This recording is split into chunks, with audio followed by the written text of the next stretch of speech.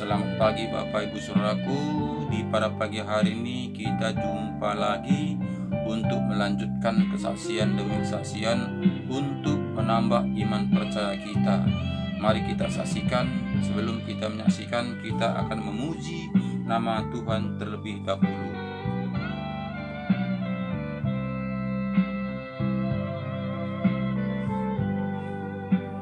Tuhan, Engkau pembelaku di sepanjang jalan hidupku, dalam kesesakan, dalam pencobaan, Kau buktikan setiamu. Sekarang jiwa telah luka, aku lemah tak berdaya. Kau pegang tanganku, Kau beri kekuatan, hiburkan hatiku. Melalui semua itu, Kau mengajarkan jalan-jalan-Mu.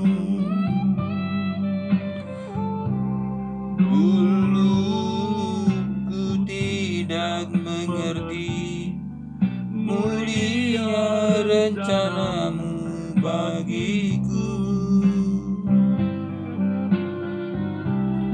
Semua yang telah terjadi mengubah telah indah di mata-Mu. Sungguh besar anugerah-Mu, ku ingat kebaikan-Mu selalu.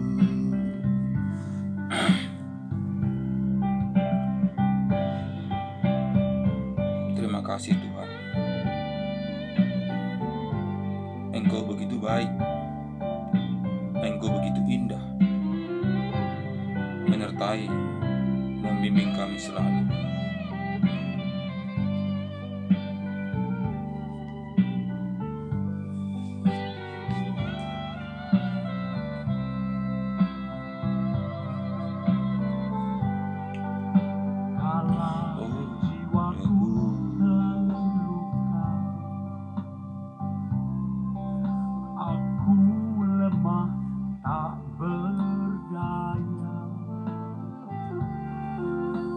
Kau pegang tanganku, Kau berikan kekuatan, hiburkan hatiku.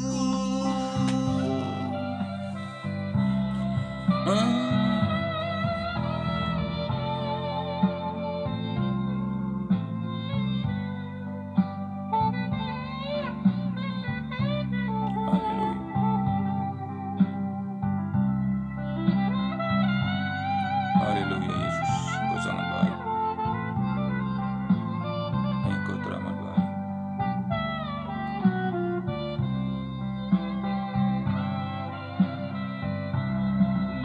Melalui semua itu, Kau mengajarkan jalan-jalan-Mu. Dulu ku tidak mengerti mulia rencana-Mu bagiku. Semua yang telah terjadi mengubah telah indah di mata-Mu. Sungguh besar anugerah-Mu, ku ingat kebaikan-Mu selalu. Sungguh besar anugerah-Mu. Ku ingat kebaikan-Mu selalu. Sungguh besar anugerah-Mu. Ku ingat kebaikan-Mu selalu.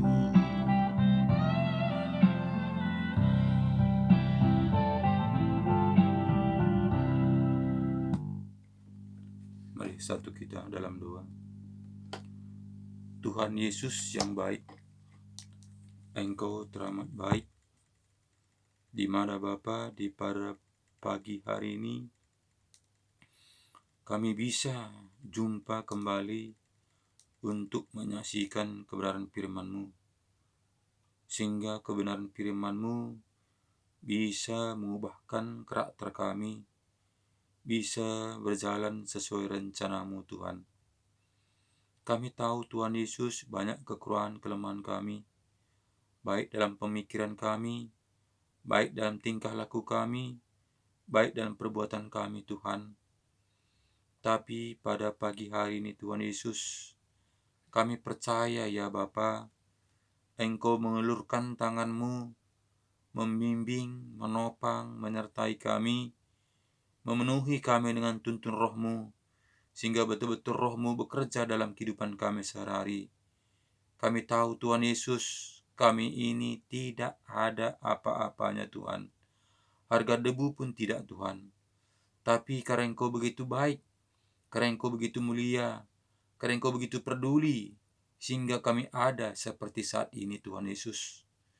Kami hanya bisa mengucap syukur atas semua kebaikan-Mu.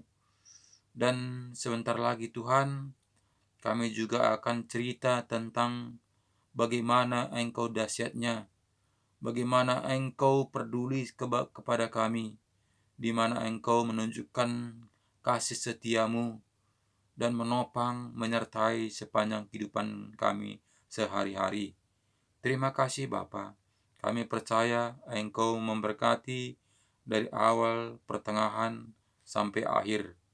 Baik juga kepada teman-teman saya, saudara-saudara saya pada pagi hari ini yang bisa mendengarkan kesaksian ini, bisa mengubahkan hati kami, bisa menjadi lemah lembut, penuh kasih sayang, berbalik kepada firman-Mu dengan sungguh-sungguh. Terima kasih Bapa. Di dalam nama Yesus kami berdoa dan mengucap syukur. Haleluya. Amin. Selamat pagi Bapak Ibu Saudaraku, di mana pada pagi hari ini kita jumpa lagi untuk melanjutkan kesaksian demi kesaksian untuk menguatkan iman percaya kita. Jadi kesaksian ini bukan mengandalkan kehebatan, bukan mengandalkan kepintaran, bukan mengandalkan kegigihan, tapi di sini untuk menunjukkan kasih sayang, menunjukkan bagaimana Tuhan itu menuntun, menyertai, menunjukkan jalan kepada kita. Sehingga saya menyaksikan di mana Tuhan telah campur tangan dalam kehidupan saya mulai tahun 2006 sampai saat ini. Dari itu saya ingin berbagi kepada semua keluarga saya, saudara saya yang bisa menyaksikan video di pada pagi hari ini, sehingga semuanya itu untuk menambah iman percaya kita. Bapak, Ibu, saudaraku sekalian semua, di mana semalam kita bersaksi tentang keberadaan tentang kekayaan. Semuanya itu di mana kekayaan di dalam dunia ini itu semuanya akan berakhir. Tapi kekayaan di dalam Tuhan Yesus hidup untuk kekal selama-lamanya. Bapak Ibu Saudaraku sekalian, bukan saja hidup untuk kekal selama-lamanya, tapi di dunia ini juga kita mendapatkannya. Karena firman Tuhan mengatakan, jika kita melakukan kehendak Tuhan, Tuhan akan memberkati kita sampai anak cucu kita. Jadi inilah yang kita kejar Bapak Ibu Saudaraku, sehingga saya bersaksi untuk menguatkan iman percaya kita, di mana saya sudah mengalami dari 2006 sampai sekarang sudah 15 tahun. Jika tidak Tuhan beserta saya, itu semua tidak mungkin. Mungkin pun saya sudah lama tidak ada, karena tidak mengindahkan rencana Tuhan. Tapi semuanya itu karena saya bernazar pada Tuhan, Tuhan, jika saya sembuh, saya akan melayani Engkau semampu saya. Dari itu Bapak Ibu Saudaraku sekalian, saya berjalan ini untuk menjangkau jiwa-jiwa, untuk bersaksi tentang kebenaran firman Tuhan, bukan karena menganggarkan, bukan karena kehebatan, bukan karena kegigihan, bukan karena usaha. Tapi ini semua Bapak Ibu Saudaraku, saya saksikan ini karena kasih sayang. Saya sangat mengasihi Bapak Ibu Saudaraku sekalian, di mana saat-saat penghujung akhir-akhir zaman ini Bapak Ibu Saudaraku, kalau kita tidak dekat pada Tuhan, kita melihat apa yang bisa kita lakukan, apa yang bisa kita kerjakan. Lihatlah sekitar kita, bahkan sekeliling kita saat ini. Kita melihat di mana kejadian-kejadian, di mana gempa bumi, di mana peperangan, di mana juga sakit penyakit. Jadi tidak ada nyamannya Bapak Ibu Saudaraku. Kalau kita mengandalkan kekuatan kita, kalau kita mengandalkan kehebatan kita, kalau kita mengandalkan kekayaan kita, semuanya itu akan sirna. Baiklah, kita menikmatinya dari kecil sampai 70. Itu sudah hebat.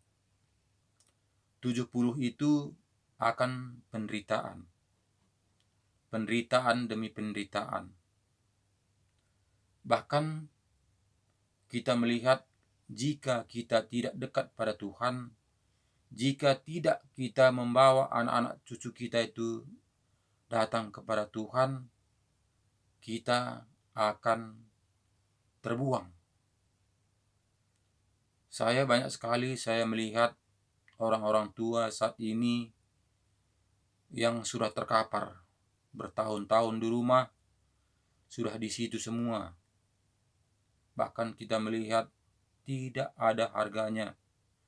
Walaupun dia kaya, walaupun mungkin ada semuanya, tapi dia tidak ada lagi harganya. Bahkan juga cucunya pun tidak menyapa lagi, karena tidak berdaya lagi. Sesudah itu dosa akan timbul. Baik dosa yang sakit, baik juga dosa yang ditinggalkan. Kenapa? Karena anak-anak cucu kita itu juga tambah bebannya, tambah masalahnya, karena kehidupan kita menderita. Bahkan jika kita tidak dekat pada Tuhan, jika kita tidak menyerahkan diri kepada Tuhan, kemana kita? Jadi Bapak Ibu Saudaraku sekalian, kenapa saya bersaksi tentang kehidupan saya? Bukan saya ini sudah suci, bukan. Bukan saya ini telah kudus, bukan. Samanya kita. Orang berdosanya. Saya mengakui banyak dosa saya. Tapi Bapak Ibu Saudaraku sekalian, saya mau membenahinya. Saya mau berbalik kepada Tuhan. Sehingga saya ajak Bapak Ibu Saudara sekalian untuk bersama-sama kita merenungkan firman Tuhan. Dari itu saya bersaksi di mana Tuhan melawat saya selama 15 tahun ini. Mujizat demi mujizat Tuhan sudah tunjukkan pada saya, di mana saya cerita tentang kehidupan saya, bagaimana awalnya dulu. Dulu sebelum saya mengenal Tuhan, pernah saya narik becak 3 tahun, becak dayung. Paling tinggi itu satu hari dapat 25.000. Dari jam 7 sampai 12 malam. Sakit enggak, saudaraku? Sakit. Bahkan juga Bapak Ibu Saudaraku, saya pernah juga tukang sepatu. Tukang sol sepatu. Itu pun bersekitar 3 atau 4 tahun, Bapak Ibu Saudaraku. Bahkan saya pernah keliling-keliling bawa sepeda menyol sepatu. Bahkan ketika saya melihat perjalanan saya begitu jauh untuk keliling-keliling untuk menyol sepatu, sehingga saya berdoa pada Tuhan, Tuhan, tunjukkanlah pada saya pekerjaan. Kalau hanya menyol sepatu ini saja Tuhan, capek saya keliling-keliling. Itu saya berkata pada Tuhan. Tuhan itu begitu baik. Seakan ini saya bohong. Seakan ini saya ini menipu. Tapi bolehlah, yang kenal saya, yang sudah tahu siapa saya, dia akan mengerti. Di mana awalnya saya itu tukang sepatu, tukang sol sepatu. Tuhan tambah-tambahkan. Karena saya minta pada Tuhan, Tuhan berikan saya pekerjaan. Sehingga Tuhan itu memberikannya.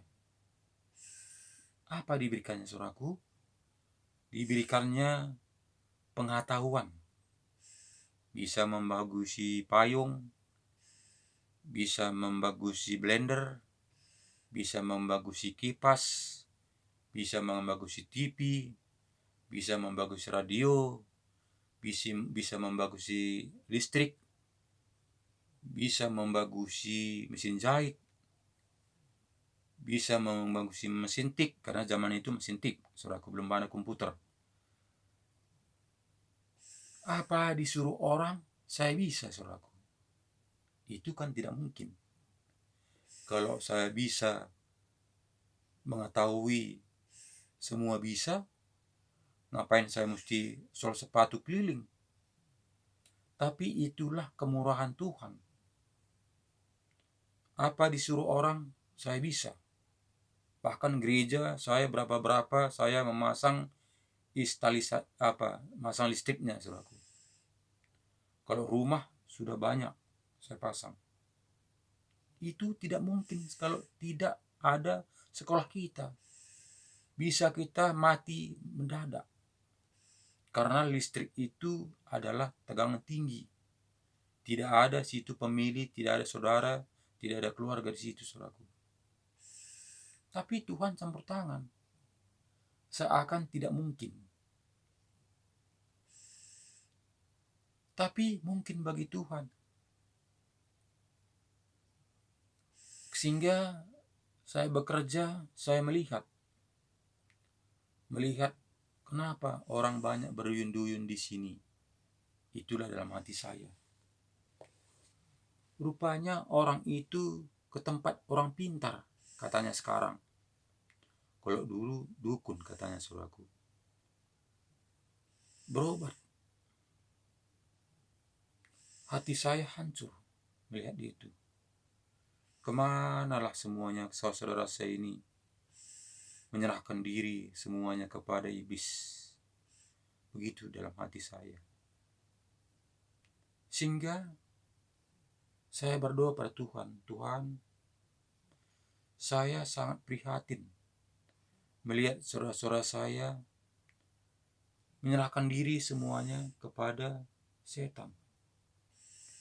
Padahal Engkau mengatakan Engkau sangat dahsyat, kuasamu begitu luar biasa, mujizatmu begitu luar biasa. Kenapa Engkau tidak tunjukkan kepada hamba-hambamu atau kepada pendeta-pendeta atau kepada saya? Itu saya berkata, saudaraku. Sehingga berapa bulan sesudah itu, saudaraku, saya jatuh sakit. Saudaraku. Saya tidak tahu apa penyakit saya.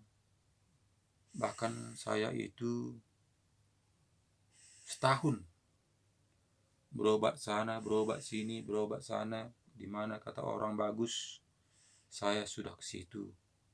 Tapi tidak membuahkan hasil. Kenapa terjadi seperti itu, saudaraku? Itulah karena ada rencana Tuhan. Kalau tidak ada rencana Tuhan, kenapa mesti saya bertahun sakit? Kenapa saya tidak berbulan-bulan mati terus? Kenapa saya mengalami penderitaan demi penderitaan sampai setahun?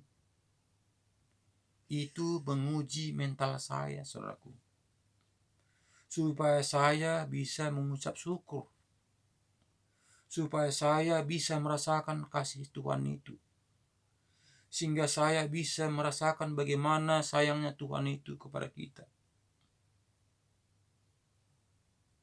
Sehingga itu, Bapak Ibu Saudaraku, apa yang saya lihat yang sudah lewat, orang berduyun-duyun datang menyerahkan diri kepada dukun, saudaraku. Tapi Tuhan pakai saya untuk sama seperti dukun itu, saudaraku. Hanya dukun itu dia diajari oleh setan. Tapi saya, saudaraku, diajari oleh Tuhan. Roh Kudus bekerja dalam hati saya. Bukan saya. Saya ini tidak ada apa-apanya. Harga debu pun tidak. Harga sampah pun tidak, saudaraku. Saya sudah cerita kepada kalian. Bagaimana saya baunya. Bagaimana saya bodohnya. Bagaimana saya ini, Tuhan. Bagaimana kehidupan saya sehari-hari. Tukang becak. Tukang sepatu. Tidak berharga, saudaraku. Tapi Tuhan itu begitu baik. Begitu mengasihi. Sehingga, saudaraku, Bapak Ibu Saudara, Dia buat saya sakit. Saya sakit menderita. Hampir putus asa. Bahkan istri saya sudah 3 kali mau bunuh diri. Itulah karena kelakuan saya. Karena ulah saya. Pekerjaan saya marah-marah terus. Ada orang ketawa, saya sepakkan semua apa yang ada di depan saya. Saya iri. Saya iri orang sehat.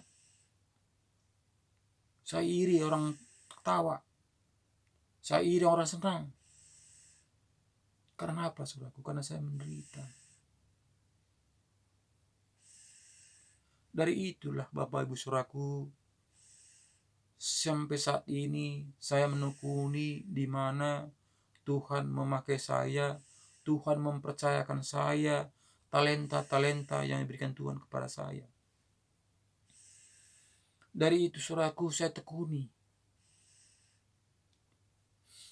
Walaupun saya, Bapak Ibu Saudaraku, tidak ada apa-apanya, tidak punya titel, tidak punya sekolah, tapi saya berupaya, Bapak Saudaraku. Kalian lihatlah apa yang saya bisa andalkan. Menyanyi pun kalian lihatlah bagaimana aku menyanyi tadi. Berbicara pun bagaimana kalian lihat cara bicara saya. Membaca pun bagaimana kalian lihat cara membaca saya. Tidak dipakai, tidak dipakai. Secara dunia tidak dipakai seperti saya ini. Tapi Bapak Ibu Saudaraku sekalian, Tuhan memakai saya. Tuhan sangat peduli. Tuhan sangat mengasihi. Sehingga Dia pakai saya, saudaraku. Dari itulah Bapak Ibu Saudaraku, saya berupaya. Saya memberanikan diri untuk melayani jiwa-jiwa. Apa yang saya andalkan, saudaraku? Hanyalah Tuhan Yesus. Selain Tuhan Yesus, tidak, saudaraku. Bahkan ada juga kawan-kawan sepelayanan saya. Dia mengatakan, Bapak Ibu Saudaraku, enggak sesat yang diajarkannya itu katanya, saudaraku. Tapi saya mengampuni. Saya tidak dendam pada mereka. Ya begitulah menurut perasaan dia, saudaraku. Begitulah menurut pikiran dia, saudaraku. Karena dia pendeta. Karena saya ini apa? Sampah. Sampah, saudaraku. Wajarlah seperti itu. Tapi saya mengasihi dia. Saya tidak benci. Dari itu, saudaraku, saya menjalankan sesuai dengan kehendak Tuhan, semampu saya. Hanya inilah saya bisa lakukan. Melayani jiwa-jiwa semampu saya. Mendoakan orang sakit semampu saya. Saya tidak ada kuasa. Tidak. Walaupun banyak saya doakan itu sembuh, itu bukan kuasa saya. Bukan hak saya. Itulah adalah hak Tuhan. Jika Tuhan mau menyembuhkannya, ya terserah. Hanya saya pegang firman Tuhan, karena firman Tuhan mengatakan di Markus 16, semua anak-anakku yang percaya, kuberikan kuasa. Dia meletakkan tangan pada orang sakit sembuh. Hanya itu. Karena firman Tuhan mengatakan demikian, saya praktekkan. Sembuh dan tidak sembuh, itu bukan urusan saya. Itu urusan Tuhan. Urusan Tuhan dengan iman percaya yang didoakan.